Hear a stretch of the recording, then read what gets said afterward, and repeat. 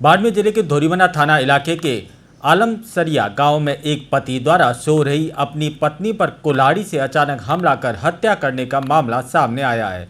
मां की चीख सुनकर 17 साल की बेटी बीच बचाव करने आई तो उस पर भी आरोपी पिता ने वार कर दिए। वारदात की सूचना मिलने पर पुलिस मौके पर पहुंची और मां और बेटी दोनों को अस्पताल पहुंचाया, जहां महिला को चिकित्सकों ने मृत घोषित कर दिया। पुलिस ने आरोपी को हिरासत में लेकर जांच शुरू कर दी।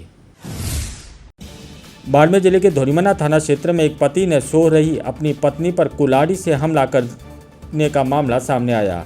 इस दौरान मां की चीख सुनकर 17 साल की बेटी बीच बचाव करने आई तो उस पर भी आरोपी पिता ने वार किए। इसके बाद परिजनों व पड़ोसियों ने पुलिस को सूचना दी और दोनों को अस्पताल पहुंचाया गया, जहां पर महिला को चिकित्सकों ने मृत घोषित कर दिया। घटना बाड़मेर जिले के धोरीमना इलाके के आलमसरिया गांव की है। पुलिस के अनुसार आरोपी पत्नी के मोबाइल चलाने की आदत से परेशान था, जिसके चलते दोनों के बीच झगड़े होते रहते थे। पुलिस ने आरोपी को हिरासत में लेकर पूछताछ शुरू कर दी। धोरीमना थानाधिकारी माणकराम विश्नोई ने बताया कि जियो देवी उम्र 40 वर्ष और उसके 4 बच्चे, जिसमें 3 बेटियां व 1 बेटा और पति चुन्नीलाल उम्र 43 वर्ष मंगलवार रात को घर के आंगन में सो रहे थे।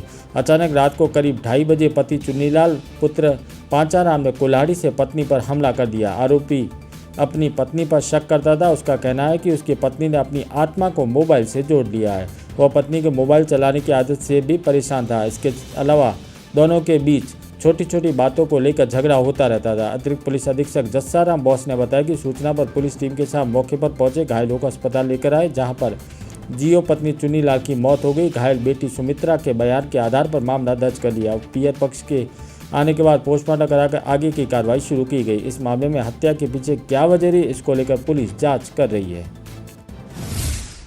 आलमसरिया गांव में रात्रि करीब 2:30 बजे पति ने अपनी पत्नी के सोई हुए पर कुल्हाड़ी का वार करके उसकी हत्या कर दी थी। चुन्नीलाल पांचाराम जाट उम्र 40 वर्ष है, जो जियो देवी उसकी पत्नी थी और पास में ही उसकी एक बेटी 17 वर्ष 18 वर्ष करीब है उम्र है, वो भी सो रही थी। तो सुमित्रा जब जाग गई तो उसने भी विरोध किया, उनके भी चोटें लगी, लेकिन उसकी पत्नी की हत्या हो चुकी है। कारण ये बताया जा रहा है कि जो चुन्नीलाल है वो मानसिक असंतुलन के कारण उसने ऐसा कदम उठाया है और वो मोबाइल पे जैसे बात करती तो उसने आत्मा के डायल करने के रूप में ये तथ्य अभी बताया है पूछताछ में, और इस प्रकार उसकी हत्या की। तफ्तीश जारी है उसमें। सर उसको डिटेन भी किया गया है? हाँ, उससे पूछताछ जारी है।